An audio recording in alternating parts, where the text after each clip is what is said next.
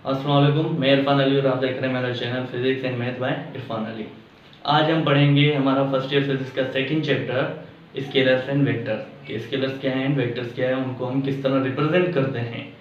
तो स्केलर और वेक्टर्स पढ़ने से पहले हमें एक चीज़ की नॉलेज होनी चाहिए, वो है फिजिकल क्वांटिटीज़ के। मीन्स फिजिकल क्वांटिटीज़ क्या है, ये बहुत ही अहम है। स्केलर और वेक्टर पढ़ने से पहले आपको फिजिकल क्वांटिटीज़ के बारे में पता होना चाहिए। तो चलें पढ़ते हैं ये फिजिकल क्वांटिटीज़ क्या है।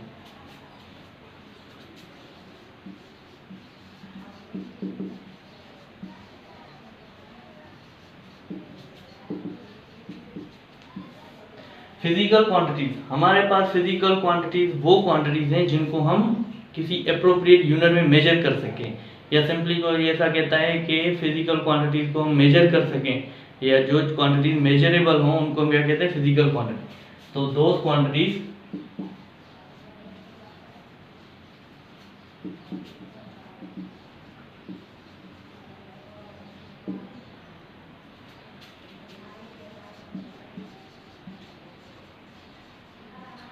which are measured in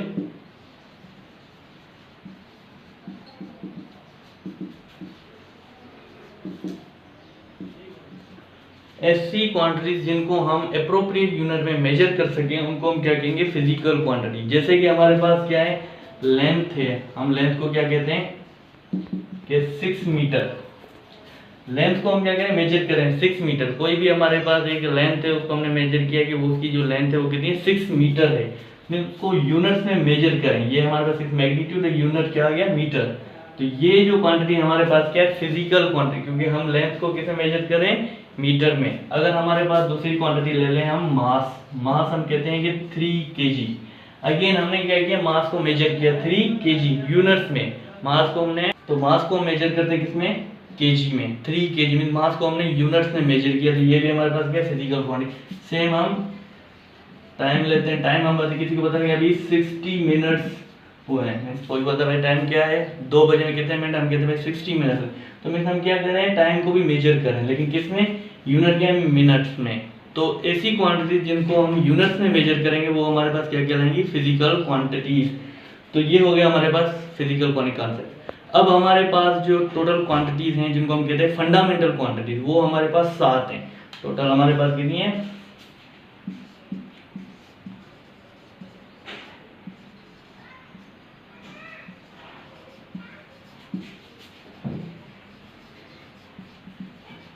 total हमारे पास कितनी है, 7 फंडामेंटल क्वांटिटी है। सबसे पहले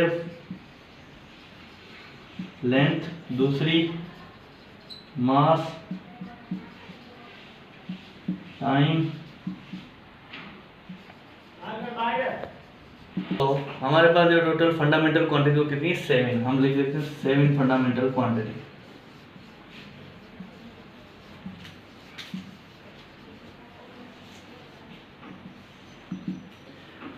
सबसे पहले हमारे पास क्या है, length.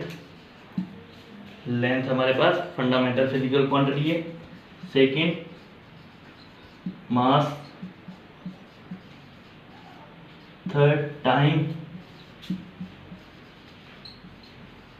Fourth current, fifth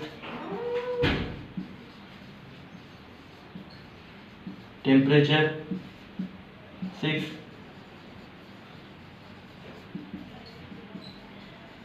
amount of substance, 7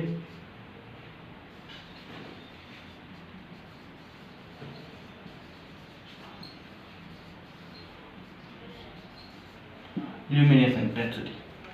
तो हमारे पास टोटल 7 फंडामेंटल क्वांटिटीज हैं, length, mass, time, current, temperature, amount of substance and luminescence intensity. ये हमारे पास फंडामेंटल है, मींस इनके अलावा हमारे पास कोई भी physical quantity, fundamental physical quantity नहीं है।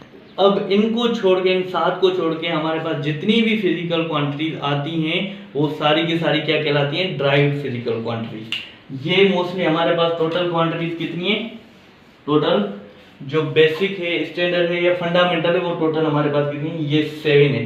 इन 7 को छोड़ के हमारे पास जितनी भी क्वांटिटीज कहलाती हैं उन सबको हम क्या कहते हैं, ड्राइव्ड क्वांटिटी। जैसे कि हमारे पास क्या है, वेलोसिटी। अब वो जो ड्राइव क्वांटिटीज हैं वो सारी इन फंडामेंटल क्वांटिटीज की कॉम्बिनेशन से ही बनती हैं। जैसे कि वेलोसिटी हमारे पास क्या है, length upon time.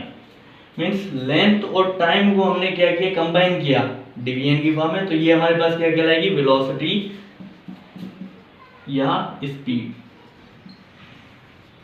Length upon time हमारे पास क्या है, स्पीड और वेलोसिटी आप कह सकते हैं, क्योंकि लेंथ और टाइम का डिवीजन है। तो हमारे पास फंडामेंटल क्वांटिटीज को हम कंबाइन करके कोई भी न्यू क्वांटिटी जनरेट करते हैं, उस क्वांटिटी को हम क्या कहते हैं, ड्राइव्ड क्वांटिटी। लेकिन फंडामेंटल हमारे पास सिर्फ और सिर्फ ये 7 हैं। और एक बात याद रखिएगा, अगर हम जो फंडामेंटल क्वांटिटी ड्राइव करते हैं या कंबाइन करते हैं, तो वो सिर्फ और सिर्फ या तो मल्टीप्लिकेशन करते हैं या फिर डिवीजन करते हैं। हमारे पास जितनी भी ड्राइव क्वांटिटीज होंगी उनमें आपने ये देखा होगा कि हमारे पास फंडामेंटल क्वांटिटीज जितनी हैं, जैसे वो कंबाइन की गई हैं, वो या तो मल्टीप्लिकेशन की फॉर्म में है या डिवीजन की फॉर्म में। एडिशन की फॉर्म में कोई भी हमारे पास क्वांटिटी नहीं होगी। फॉर एग्जांपल हमारे पास मोमेंटम को हम P से शो करते हैं, तो ये क्या है, मास इनटू वेलोसिटी। अब देखें, मास और वेलोसिटी दोनों हमारे पास फिजिकल में, लेकिन ये दोनों हमारे आपस में क्या हो रहे हैं, मल्टीप्लाई, यहाँ पर डिवाइड हो रहे हैं। तो फंडामेंटल क्वांटिटीज को हम कंबाइन करते हैं किस फॉर्म में, या तो मल्टीप्लिकेशन में या डिवीजन में। एडिशन और सब्ट्रैक्शन में हम नहीं करनी। एडिशन और सब्ट्रैक्शन इक्वेशंस में आती हैं, इक्वेशंस कहलाएंगी, लेकिन क्वांटिटीज नहीं कहलाएंगी, एक डिफरेंट क्वांटिटी। तो अब हम पढ़ते हैं हमारा टॉपिक जो है स्केलर और वेक्टर के। स्केलर्स क्या हैं, वेक्टर्स क्या हैं। अब हमारे पास जो है हमारा स्केलर्स एंड वेक्टर्स। तो सबसे पहले पढ़ते हैं कि स्केलर क्वांटिटीज क्या है।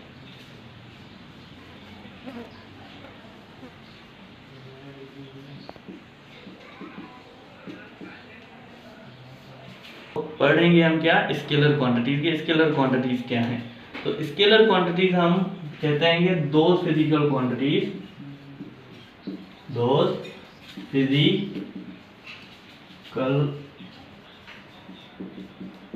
quantities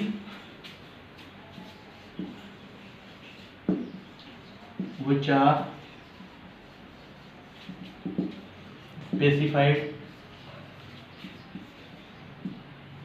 by their magnitude and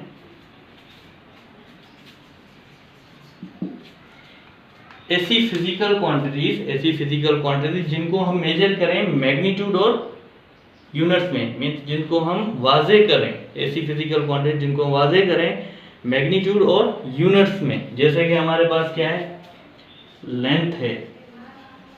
length हम कहते हैं कि ये डिस्टेंस,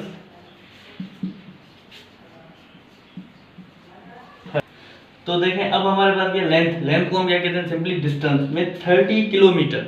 अब 30 जो है ये हमारे पास क्या है, नंबर है, या इसको हम क्या कहते हैं, मैग्नीट्यूड। ये 30 हमारे पास क्या है, मैग्नीट्यूड। अब ये जो किलोमीटर है ये हमारे पास क्या है, यूनिट। मींस ये हमारे पास फिजिकल क्वांटिटी है लेंथ, इसको हम क्या कहते हैं, डिस्टेंस।